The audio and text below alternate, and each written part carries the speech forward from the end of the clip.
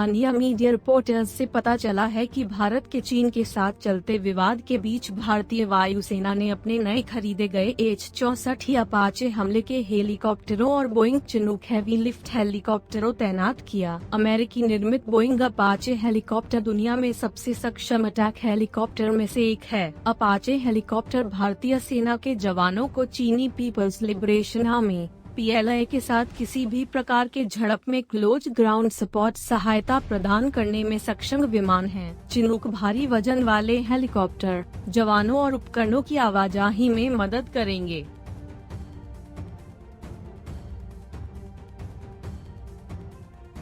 DRDO ने VLSRSAM vertically launched short range surface to air missile पर काम शुरू कर दिया है। यह missile Astra beyond visual range air to air missile पर आधारित है। मिसाइल के दो वेरिएंट है, प्रथम एयर वेरिएंट और दूसरा नवल वेरिएंट। इस मिसाइल का प्रोग्राम बराक एक point defence interceptor Israeli missile को बदलने के लिए आरंभ किया गया। 2006 free service Trident SRSM programme के तकनीकी कारण के रद्द होने पर भारत ने इजरायली बराक को खरीदा था।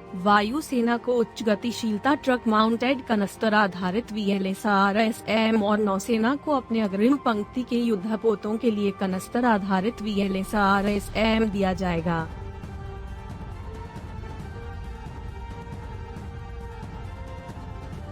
सेना ने कम से कम 45 प्रमुख वस्तुओं की क्रिटिकल सूची जारी करी है, जिसमें विभिन्न प्रकार के गोला बारूद, गर्म कपड़े, अन्य चीजें शामिल है। रक्षा उत्पादन विभाग DDP के माध्यम से सेना ने आयुध निर्माणी बोर्ड से कहा है कि वह इन वस्तुओं की आपूर्ति प्राथमिकता पर सुनिश्चित करे, जिसके चलते 80,000 से अधिक OFB के कम्युनिस्ट कर्मचारियों ने जुलाई में अनिश्चितकालीन हड़ताल की धमकी दी है। इनमें से 20 महत्वपूर्ण वस्तु भंडार गोला बारूद हैं, जो 10I के स्तर से नीचे हैं। इसका मतलब यह है कि आज वर्तमान स्टॉक 10 दिन की लड़ाई के लिए भी पर्याप्त नहीं है। इन 20 वस्तुओं में से 5 गोला बारूद ऐसे हैं जो सेना को न केवल आयुध कारखानों से प्राप्त होते हैं, बल्कि विदेशी कंपनी के माध्यम से भी मिलते हैं, और यह स्टॉक अभी भी वांछित स्तर तक नहीं है।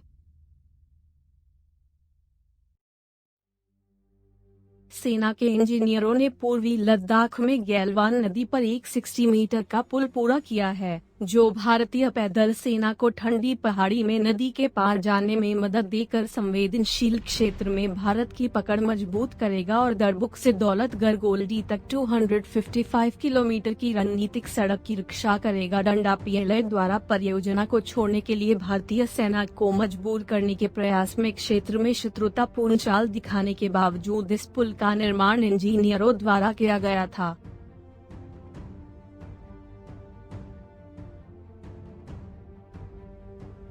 भारतीय नौसेना अपनी परमाणु पनडुब्बी क्षमताओं का निर्माण कर रही है। भारत के कार्यक्रमों का सबसे दृश्य पहलू नई परमाणु संचालित पनडुब्बियां हैं, जिनका निर्माण किया जा रहा है। लेकिन इसके साथ सतह के नीचे हिंद महासागर में नौसेना के प्रभुत्व को सुनिश्चित करने में मदद के लिए अन्य सामरिक कदम भी उठाए जा रहे हैं। नौसेना भी अंडमान और निकोबार द्वीपों में अपनी उपस्थिति को मजबूत कर रही है और मैलाका स्ट्रेट के रणनीतिक रूप से महत्वपूर्ण इलाके में पेट्रोलिंग कर रहा है।